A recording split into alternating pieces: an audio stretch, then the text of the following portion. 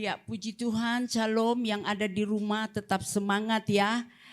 Baik yang menyaksikan live stream ini. Ya, puji Tuhan, mari kita sama-sama membaca kebenaran firman Tuhan pada pagi hari ini yang terambil dari Matius 26 ayat 39. Matius 26 ayat 36 sampai 46. Kalau Bapak Ibu sudah dapat, mari dengan hormat saya undang bangkit berdiri. Baik yang ada di rumah, persiapkan Alkitabmu, hatimu, dan yang menyaksikan live streaming ini. Biar kita sama-sama diberkati oleh Tuhan. Ya, Matius 26 ayat 36 sampai 46. 1, 2, 3. Maka sampailah Yesus bersama-sama murid-muridnya ke suatu tempat yang bernama Getsemani. Lalu ia berkata kepada murid-muridnya, "Duduklah di sini sementara aku pergi ke sana untuk berdoa." Dan ia membawa Petrus dan kedua anak Zebedeus sertanya. Maka mulailah ia merasa sedih dan gentar. Lalu katanya kepada mereka, "Hatiku sangat sedih seperti mau mati rasanya. Tinggallah di sini dan berjaga-jagalah dengan aku." Maka ia maju sedikit lalu sujud berdoa katanya, "Ya Bapakku, jikalau sekiranya mungkin, biarlah cawan ini lalu daripadaku, tetapi janganlah seperti yang ku kehendaki, melainkan seperti yang kau kehendaki."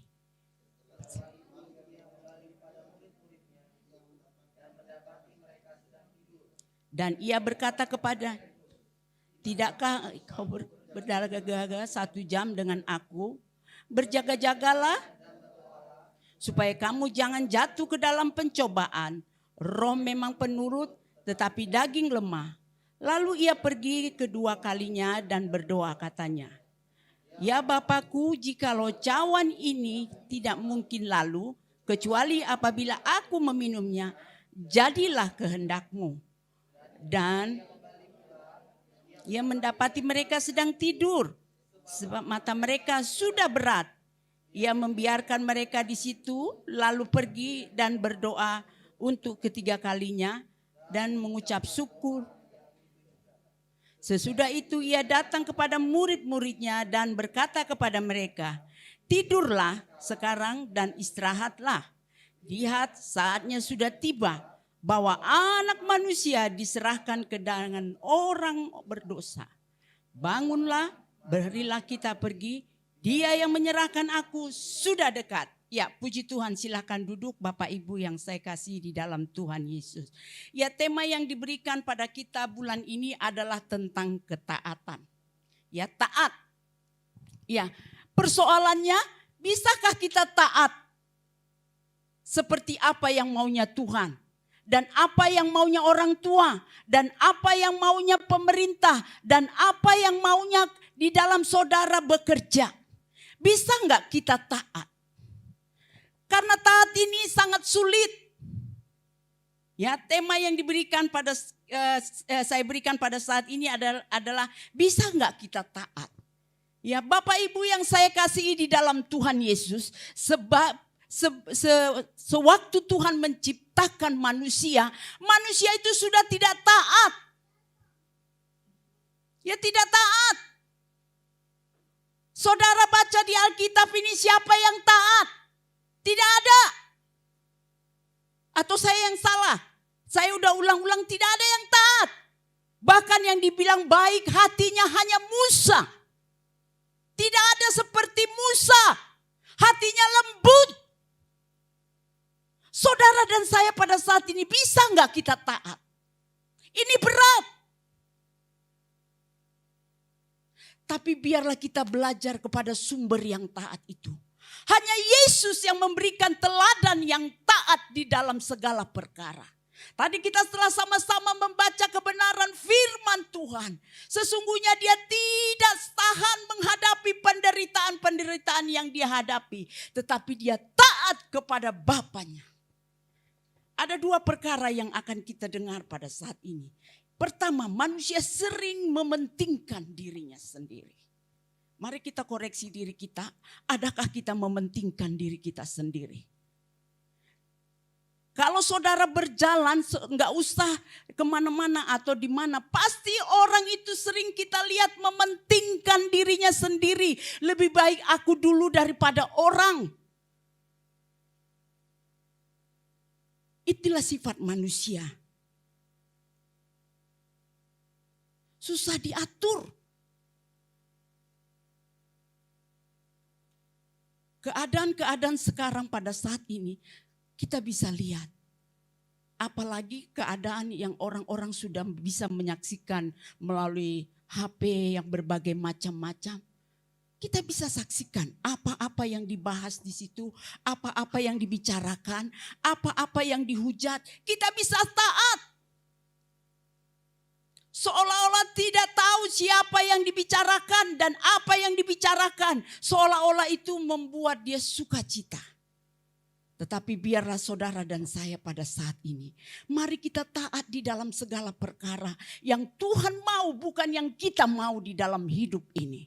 Dikatakan di ayat yang 40, ya saya baca di ayat yang 40. Setelah itu ia kembali kepada murid-muridnya itu dan mendapati mereka sedang tidur. Dan ia berkata kepada Petrus, tidakkah kamu sanggup berjaga-jaga 1 jam saja untuk aku?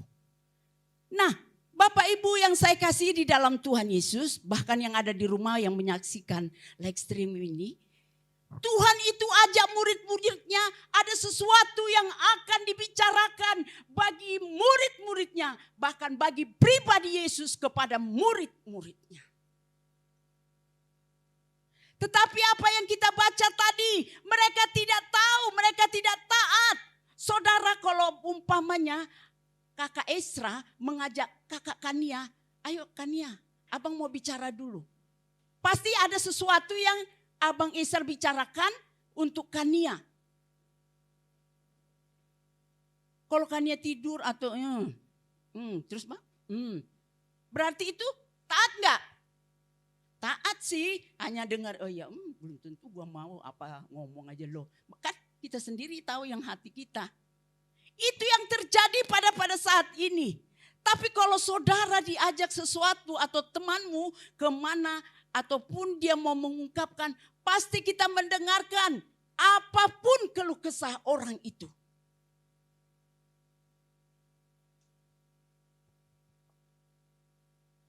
Tapi kadang-kadang kita kalau ada teman-teman kita dalam keadaan kesulitan, kadang-kadang kita udahlah, aku juga punya masalah. Kita merasa kita ini susah untuk membagi kasih. Tapi kalau kita tahu bahwa Tuhan mengajak kita, ada sesuatu yang Tuhan ingin bicarakan di dalam hidup kita. Saya yakin dan percaya saudara ke sini pasti ada Tuhan yang mau berbicara. Atau mungkin nggak enak lah datang ke gereja udah nggak ketemu Bapak Gembala udah berapa minggu, udah berapa bulan. Enggak. Tapi kalau saudara datang ke rumah Tuhan, ada sesuatu yang engkau katakan kepada Tuhan, mau berbicara kepada Tuhan, pasti Tuhan berbicara kepadamu. Bukan Tuhan ajak murid-muridnya untuk supaya udahlah ikut-ikut. Tidak. Kalau Tuhan ajak saudara ke rumah Tuhan, ada sesuatu yang berkat engkau terima daripada Tuhan. Amin. Amin. Jadi persiapkan hatimu kalau engkau datang ke rumah Tuhan, pasti ada berkat yang Tuhan berikan bagi kita masing-masing. Baik engkau yang ada di rumah pada saat ini. Siapkan hatimu datang ke rumah Tuhan dengan sungguh-sungguh. Dan selanjutnya dikatakan, susah diajak kerjasama. Manusia itu susah diatur, susah diajak kerjasama. Ada enggak teman saudara seperti itu? Pasti ada. Ada. Susah diatur. Maunya ini. Maunya itu. Ya, apalagi murid Tuhan kan 12. 12-nya itu punya pikiran masing-masing. Saudara punya komunitas berapa orang? Mereka punya masing-masing pikiran. Susah maunya dia ini, maunya ini, maunya ini. Susah diatur, susah diajak kerjasama. Tetapi saya mau percaya kepada saudara pada saat ini. Biarlah kita bisa kerjasama dan kita mau diatur. Karena tema yang diberikan taat. Kita yang bisa membuat diri kita taat, bukan orang. Adapun dibilang dilarang masuk sini. Orang mau pengen tahu, apa sih kok dilarang? Kok gak boleh? Pasti ada pengen tahu. Benar gak? Benar. Sama kayak itu Adam dan Hawa. Jangan makan buah ini. Enak aja diatur-atur. Nah mulai dari situ iblis tahu. Saudara, mari kita kerjasama dengan Tuhan. Karena Tuhan tidak pernah salah mengatur hidup saudara dan saya. Amin. Kita lihat ayat yang selanjutnya 43. Apa yang dikatakan ayat yang selanjutnya ayat 37. Ya, nanti 37 saya baca ya. Dikatakan dalam ayat 37. Dan ia membawa Petrus dan kedua anak Zebedeus sertanya. Maka mulailah ia merasa sedih dan gentar. Bapak Ibu yang saya kasihi di dalam Tuhan Yesus, kalau orang mengajak saudara untuk sesuatu, pasti saudara tanda tanya enggak? Pasti. Atau ikut aja daripada di rumah suntuk. Ya ayo. Tidak, saudara perlu tahu. Orang mengajak saudara pasti ada sesuatu yang akan dibicarakan. Baik itu sukacita, baik itu damai sejahtera, baik itu pergumulan, apa-apapun. Kalau ada yang orang mau mengajak saudara, saudara mulai bertanya dalam hatimu. Dan tanya kepada Tuhan, kenapa dia ajak saya? Nah ini murid-murid diajak sama Tuhan. Bukan sembarangan. Murid-murid juga tahu bahwa Tuhan itu suka berdoa. Tetapi ini secara khusus Tuhan ajak mereka, berarti ada sesuatu yang akan dibicarakan. Saudara, kalau ada teman, sahabatmu, rekanmu, keluarga, orang tua mengajak engkau, pasti ada sesuatu yang akan diungkapkan bagimu secara pribadi. Kalau engkau berjalan bersama orang tua sepasang kah? Atau keluarga kah? Pasti ada yang mau dibicarakan. Nah, mari kita belajar untuk mengetahui apa isi hati orang. Jangan kita mementingkan kembali diri kita, tapi belajar kita untuk mengetahui apa yang orang itu mau daripada kita. Nah, murid-murid ini diajak Tuhan, pasti ada sesuatu yang akan Tuhan bicarakan bagi setiap murid-muridnya. Dan pada pagi hari ini Tuhan mengajak saudara dan saya, pasti ada sesuatu yang Tuhan akan bicarakan di dalam hidup kita masing-masing. Tidak mungkin Tuhan itu masa bodoh di dalam hidup kita. Amin. Kita yang suka masa bodoh sama Tuhan. Kita yang susah diajak kerja sama Tuhan. Dan ayat yang ke-38 boleh satu orang baca. Adik Kania baca.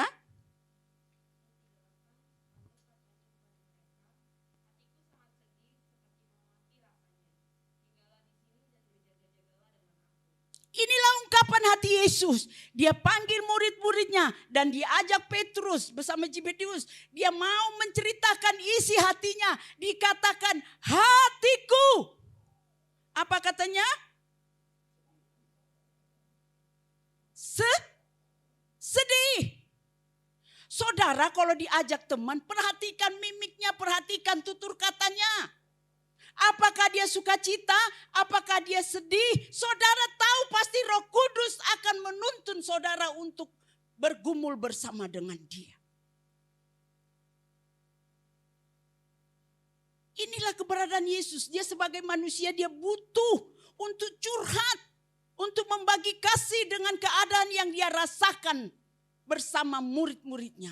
Tetapi pada saat itu murid-muridnya tidak mau tahu tentang keberadaan dia. Saudara, pada pagi hari ini jangan kita tidak mau tahu dengan keadaan Tuhan. Karena Tuhanlah yang membela engkau dan saya. Lebih percaya kita kepada manusia daripada kepada Tuhan. Lebih percaya kita janji manusia daripada janji Tuhan. Karena kita pikir janji Tuhan mah nanti aja. Lama, mendingan aku ngobrol dulu sama dia, siapa tahu ada jalan. Itu yang sering kita lakukan sebagai manusia. Tapi biarlah pada saat ini kita mengerti janji Allah di dalam hidup kita. Dan dikatakan susah untuk berkorban. Ya, manusia itu dikatakan tadi susah diatur, susah diajak kerjasama, susah untuk berkorban.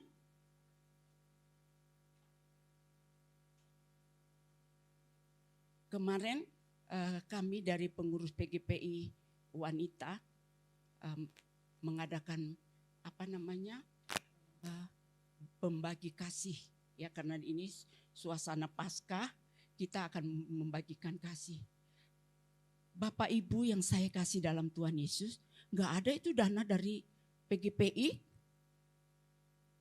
nggak ada. Ibu-ibu tanya minta dong, minta gini. Manusia kalau soal duit itu lebih pelit dari orang pelit, ngerti nggak? Lebih pelit dari orang pelit, berarti super pelit. Itu manusia. Dan kalau udah ada pengen tahu dari mana. Kalau udah tahu boro-boro mau nyumbang. Tapi puji Tuhan, Biro Wanita PGPI berjalan dengan seadanya. Dari kita. Ibu Sorlina, mamanya Anggi, saya sumbang 50 dus. Saya sumbang, ada 400 lebih itu makanan. Kalau bukan kemurahan Tuhan bagi ibu-ibu, semua tidak berjalan. Jangan harap pertolongan daripada manusia. Taat kepada Tuhan. Saudara, waktu itu kita bagi, saya di Jakarta Selatan sama Barat. Enggak tega lihatnya. Saya cari orang-orang masak sendiri, ya udah siapa tahu ada ya bisa murah. Saya tanya, berapa masakan yang sudah jadi? Ada Bu, 12,5. Cuman tahu, telur dadar dicampur kol, campur apa tuh tebal segini. Lah cuma saya lihat, aduh mendingan saya kerja. Puji Tuhan, saya belanja, kebetulan saya sama Ibu Sorlina satu paket. Ibu tadinya saya sumbang 15, akhirnya 25.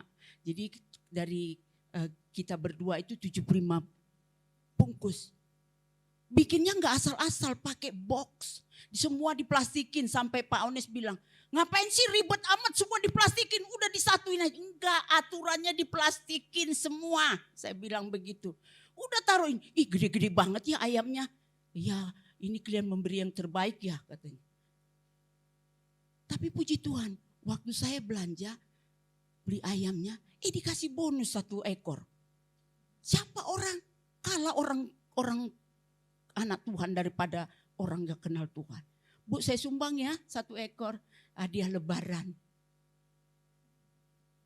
1 ekor loh, 1 ekor 50.000. Zaman gini mau kasih orang 50.000, boro-boro. Kalau kita kerja melayani Tuhan dengan sungguh-sungguh, saudara dan saya pasti diberkati. Jangan pelit memberi. Jangan hitung-hitungan sama Tuhan. Tapi saya percaya, ibu-ibu yang melayani dari selatan, utara, pusat pada saat itu, mereka bersuka cita. Ada tuh baju bekas adik-adik nih, yang udah lama tuh, udah berapa tahun tuh, ada 4 tahun kali. Udah tante tarik gini, udah agak sobek. Tante pilihin, tante sumbang sama mereka. Maaf permisi ya adik-adik. Timang jadi kumal tuh di gudang tuh. Yang baju kalian dagang-dagang tuh, yang gak laku. Tante sumbang. Mereka butuh. Waktu jalan ke Jalan Semanggi itu, kan waktu saya mau ke Jakarta Barat. Pak, ini ada nasi. Oh, alhamdulillah. Wah, entah apalah, kita yang didoain sama dia. Bukan kita doain dia, dia yang doain kita. Padahal hanya nasi. Datang lagi temannya, bu mau bu. Saudara mau ngasih, mau sedih. Mungkin adik-adik kan sudah melakukan ya. Nggak tega. Ada lagi, tadinya mau di barat. Ini saya ngomong aja. Dia bilang gini, ini hamba Tuhan. Kalau nasi nggak mau, maunya sembako. Itu anak Tuhan. Mari kita belajar untuk memberi. Sampai saya di Jakarta Selatan kemarin di rel kereta, kebetulan ada di sana anak Tuhan yang melayani. Sampai dia nangis, dia harus menyediakan makanan untuk orang-orang pemulung. Di situ daerah apa itu namanya, banyak orang narkoba, banyak orang bunuh diri. Orang-orang Islam. Kita berdoa dulu ya, iya. Zaman sekarang lagi butuh. Mari kita berkorban untuk pekerjaan Tuhan. Mungkin saudara tidak bisa menyalurkan. Ada yang bisa menyalurkan. Yang penting kita mau. Berkatnya juga sama. Percaya. Berkatnya juga sama. Kayak Ibu Tagaul. Eda, aku gak bisa ya. Eda aja lah yang ngurus.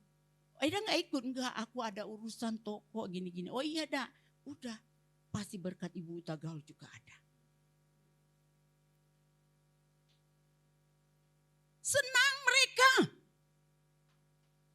Baik di bak-bak sampah mereka senang. Mari saudara dan saya, kita mau berkorban untuk pekerjaan Tuhan. Kita bukan diajarin minta sana minta sini. Kalau hatimu terbeban, pasti Tuhan akan membuka jalan bagi setiap kita masing-masing. Mari kita lihat ayat yang selanjutnya dikatakan apa? Ayat 43. Siapa boleh baca 43? Kakak Esra? Ayat 43, dan ketika ia kembali pula, ia mendapati mereka sedang tidur, sebab mata mereka sudah berat. Nah, saudara, ini keterlaluan ya murid-murid ya. Tuhan ajak mereka untuk sesuatu tapi mereka tidur. Sering kita juga sama seperti murid-murid ini. Tuhan ajak kita untuk sesuatu, kita sering tertidur. Bukan tertidur mata merem, tidak. Dengan perkara-perkara yang lain kita masa bodoh. Kita tertidur, terlena dengan suatu hal-hal perkara-perkara dunia ini. Membuat suara Tuhan kita tidak dengar. Tapi biarlah pada pagi hari ini kita tahu apa maksud tujuan Tuhan memanggil kita secara pribadi pada saat ini. Jangan kita tertidur. Di waktu engkau tidur juga engkau dapat berkomunikasi sama Tuhan. Benar? Amin. Jadi jangan asal tidur saja. Tapi ingatlah apa yang kau perbuat sepanjang hari. Komunikasi sama Tuhan. Kita tidak perlu repot datang kepada Tuhan. Waktu kita berbaring kita juga dapat komunikasi sama Tuhan. Melalui itu Roh Kudus akan mengingatkan apa yang kita kerjakan sepanjang hari. Dan kita lihat lagi ayat yang selanjutnya. Kakak Esra baca ayat 44. Ayat 44, ia membiarkan mereka di situ lalu pergi dan berdoa untuk ketiga kalinya dan mengucapkan doa yang ketiga. Inilah kebaikan Tuhan. Tuhan itu tidak mau mengganggu mereka. Tidak mau mengganggu kesenangan mereka karena mereka sudah tidur. Ia meninggalkan murid-muridnya dan kembali berdoa seperti apa yang dia doakan. Saudara dan saya tidak perlu engkau bosan-bosan berdoa kepada Tuhan. Walaupun doamu belum dijawab Tuhan, lakukan itu berulang-ulang. Nanti ada Roh Kudus yang menguatkan setiap kita pribadi. Sabar anakku, waktuku belum tiba. Jadi engkau tidak kecewa. Belajar karena Tuhan kita adalah Tuhan yang pendoa syafaat. Dan sekarang ini juga dia berdoa bagi engkau dan saya untuk kita mempunyai tempat di sana. Kalau kita belum punya tempat, persiapkan hatimu selagi engkau masih ada dalam dunia. Itu yang maunya Tuhan. Di dalam hidup kita anak-anak Tuhan. Hanya Dia yang taat sampai mati. Saudara dan saya harus percaya hanya Yesus yang taat sampai mati. Ada nggak orang di dalam dunia ini taat sampai mati? Tidak ada. Dia mati semua gara-gara dosanya. Tapi Yesus yang kita sembah adalah Dia tidak berdosa tapi Dia tetap taat. Itu yang harus kita sembah. Itu yang harus kita kenal diri Dia secara pribadi. Orang yang taat. Dan Dia memberikan teladan kepada murid-muridnya. Tuhan Yesus memberikan teladan kepada murid-muridnya. Dia ajak murid-muridnya untuk berbicara. Tetapi murid-muridnya tidak memperdulikan Dia. Apakah Dia marah? Enggak.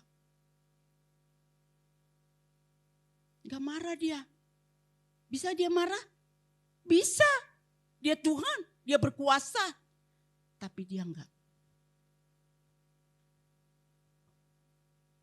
Kita kalau ada teman kita enggak taat, kita langsung ngomelnya aduh. Atau teman kita, atau karyawan kita, bawahan kita. Kalau enggak taat, kita pasti marah-marah. Ya boleh sih marah. Untuk supaya dia mengerti. Karena manusia kalau enggak ditegur, dia tidak tahu. Orang dibikin aturan aja dia masa bodoh. Tapi kita belajar kepada sumber yang taat itu adalah Yesus. Kita lihat ayat yang ke-36. Kakak Kania boleh baca 36?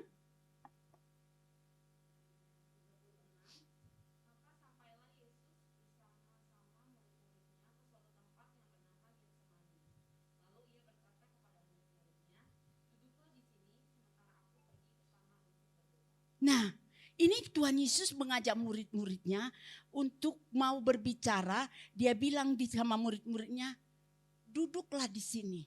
Sementara aku pergi ke sana untuk berdoa. Tuhan paksa enggak murid-muridnya untuk ikut mau berdoa? Enggak kan? Dia hanya bilang duduk di sini. Maksudnya duduk, melihat Tuhan Yesus, oh dia berdoa. Kita juga harus ikut berdoa. Murid-murid itu harus ikut. Karena mereka mengikuti teladan Tuhan. Nah saudara dan saya, ikutilah teladan Tuhan. Maka kita akan berjalan dengan baik. Karena Dia yang mengajak, ada sesuatu yang akan dikerjakan. Saudara, kalau teman saudara ajak saudara, kalau teman saudara nggak ngajak, ini kamu harus buat ini, nggak usah. Tapi lihat apa yang dibuat teman saudara yang ngajak itu, pasti engkau ada sesuatu juga yang akan engkau kerjakan untuk menolong dia. Benar apa benar? Benar. Jangan diajak, oh aku nggak disuruh kok, makanya aku diam aja. Itu nggak punya inisiatif. Zaman sekarang ini orang gak perlu disuruh, harus tahu inisiatifnya apa yang harus dikerjakan.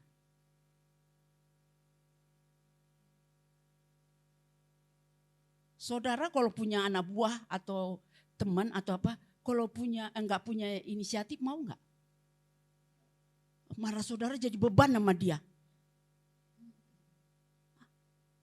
Tapi kalau teman saudara itu punya inisiatif, yang dia tahu isi hati saudara, dia menolong, saudara senang gak?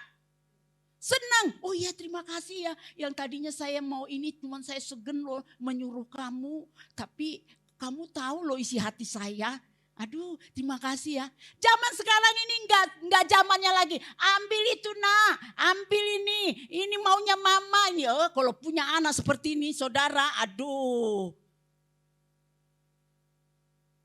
Bila perlu enggak usah mama suruh, kita sudah tahu apa yang kita lakukan. Bukan karena banyak di sini anak muda yang enggak. Ini zaman sekarang dimanapun engkau bekerja, nggak usah kau merasa gengsi kalau engkau nyapu di kantormu, walaupun jabatanmu mungkin manajer. Ambil aja sampah, ambil, masukin supaya orang itu tahu. Nggak usah gengsi, itu bukan jabatan saya, bukan bidang saya. Aduh sombong amat. Mari saudara dan saya, agar mengerti kalau saudara diajak seseorang, pasti ada sesuatu yang akan dia butuh bagi saudara. Saya salut kepada wanita-wanita orang Batak. Ya, karena apa? Wanita orang Batak itu diajar ibunya supaya selalu kerja di rumahnya. Ya kalau laki-laki mungkin agak dibedain ya. Perempuan orang Batak itu makanya kemana saja pasti dia cuci piring, pasti dia ini. Nggak usah dibilang, udah tahu. Karena Pak, saya tahu di sini dulu baik dari zamannya Kak Uli, dari zamannya Kak Eti, dari zamannya mereka semua yang cuci piring. Dan adik-adik sekarang nih juga, Tan dicuci enggak? Kayak kakak Kelarang, nggak usah deh udah tinggalin biar ada yang kerjain. Ini, oh ya makasih ya Tan.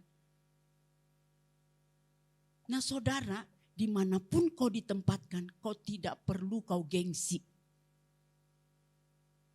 Lakukan itu untukmu pribadi, bukan untuk orang tua. Waktu kau melakukan dimanapun kau dikerja, ditempatkan di mana, pasti orang suka. Karena apa? Engkau suka menolong. Itu yang Tuhan mau di dalam hidup kita.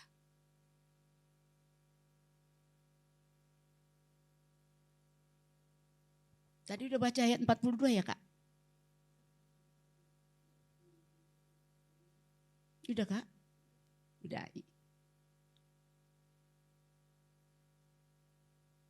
Dia yang menghargai bapaknya.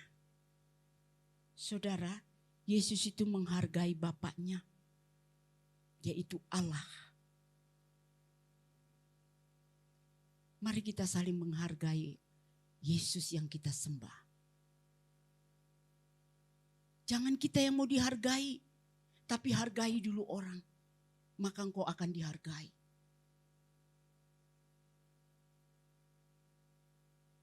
Boleh satu orang baca ayat yang ke-39?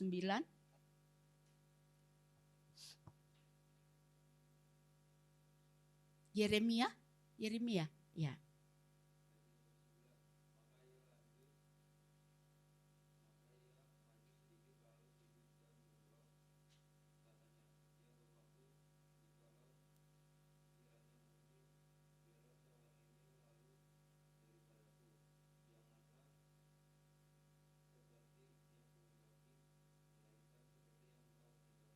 Amin.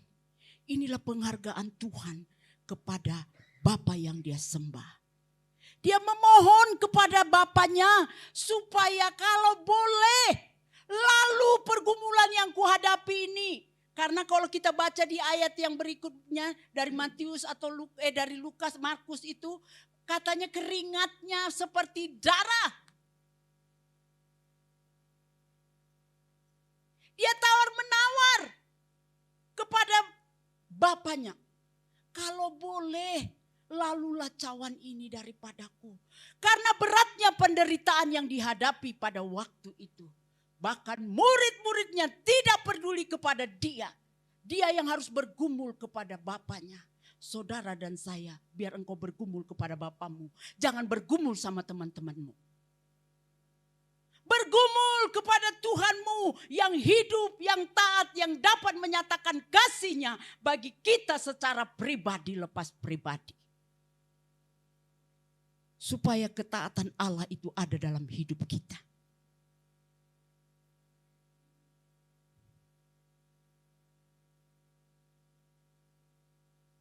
Saya baca selanjutnya ya, ayat yang tadi, ayat yang ke-39. Maka ia maju sedikit, lalu sujud dan berdoa. Katanya, ya Bapakku, simak ini dalam roh saudara, berbicara dalam roh saudara. Jikalau sekiranya mungkin, biarlah cawan ini lalu daripadaku. Tetapi janganlah seperti yang kau kehendaki, melainkan seperti yang engkau kehendaki. Inilah perkataan Yesus. Dia tawar-menawar kepada Bapaknya. Bapaknya nyaut tidak. Nyaut tidak. Tidak. Dia biarkan Yesus bergumul sendiri dengan keadaannya. Tadi saya sudah bilang keringatnya seperti darah.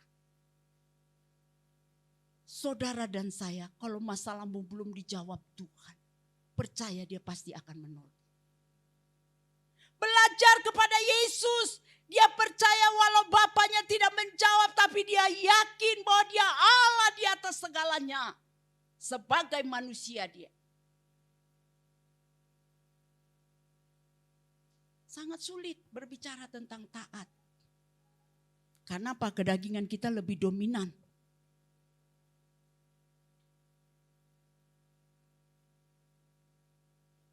Tapi biarlah kita belajar taat. Karena Bapa kita adalah yang taat. Dan yang terakhir dia katakan, dia memberikan contoh yang taat kepada dunia. Allahmu dan Allahku adalah memberikan contoh kepada dunia. Bahwa dia mati dan bangkit dan naik ke surga. Beberapa hari lagi akan diperingati lagi tentang kenaikan dia. Dia memberi contoh teladan bagi dunia, semua dunia menyaksikan memperingati hari kenaikannya. Boleh-boleh saja orang tidak percaya, tetapi engkau dan saya jangan tidak percaya. Mau apa lagi yang Tuhan berikan bagi engkau dan saya? Dia sudah mati dan dia sudah bangkit. Dan dia sudah menyediakan tempat bagimu dan bagiku. Apalagi yang dia berikan? Kurang puaskah kita dengan keadaan dunia ini? Yang sudah diberikan? Mari kita percaya kepada sumber taat itu. Kita baca ayat yang selanjutnya 45. Sama-sama kita baca. Sesudah itu ia datang kepada murid-muridnya dan berkata kepada mereka, tidurlah sekarang dan istirahatlah, lihat saatnya sudah tiba bahwa anak manusia diserahkan ke tangan orang berdosa. Inilah ketaatan Tuhan. Dia tahu apa yang akan terjadi di dalam hidupnya. Dia tidak berontak, tetapi dia malah datang kepada muridnya, tidurlah. Jangan sempat Tuhan datang kita terlena dalam dosa-dosa kita. Tuhan katakan kepada kita, tidurlah. Berarti terlambat untuk minta pertolongan. Tapi biarlah kita sadar apa yang kita perbuat, bahwa Tuhan tidak suka dengan tingkah kita. Ngerti gak maksud saya? Ngerti? Jangan kita terlena dengan keadaan dunia ini membuat kita tidak taat apa maunya Tuhan. Maka dia dikatakan kepada muridnya, tidurlah.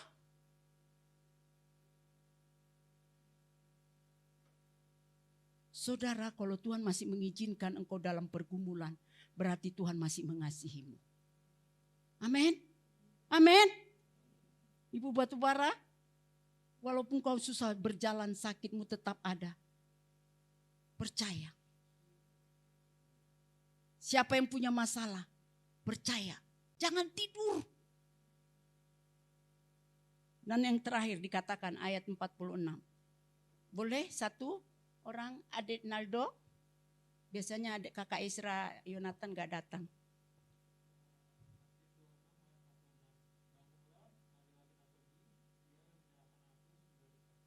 Nah, inilah pengakuan Yesus. Dia tahu tentang dirinya bahwa akan disalibkan, dianiaya. Dia ajak murid-muridnya supaya murid-muridnya tidak kecewa. Tapi kita lihat dan kita baca ayat-ayat berikutnya, murid-muridnya kecewa enggak? Kecewa. Bahkan mereka tidak mengaku Yesus. Aku tidak kenal dia, kata Petrus. Padahal makan tidur bersama, naik perahu bersama. Bisa ya nggak bilang kenal sama Tuhan Yesus? Banyak juga anak Tuhan begitu. Menyalibkan Tuhan terus. Saya juga gitu. Kalau hati saya sudah gundah gulana, ada nggak sih? Tapi mari kita bertobat. Karena Allah kita adalah Allah yang taat. Dia tidak merahasiakan tentang hidupnya. Dia bahkan mau mencurahkan isi hatinya kepada murid-muridnya. Murid-muridnya masa bodoh. Bahkan pada saat ini Allah mau mencurahkan isi hatinya kepadamu dan kepadaku. Yang penting kita tidak tidur. Amin untuk kebenaran firman.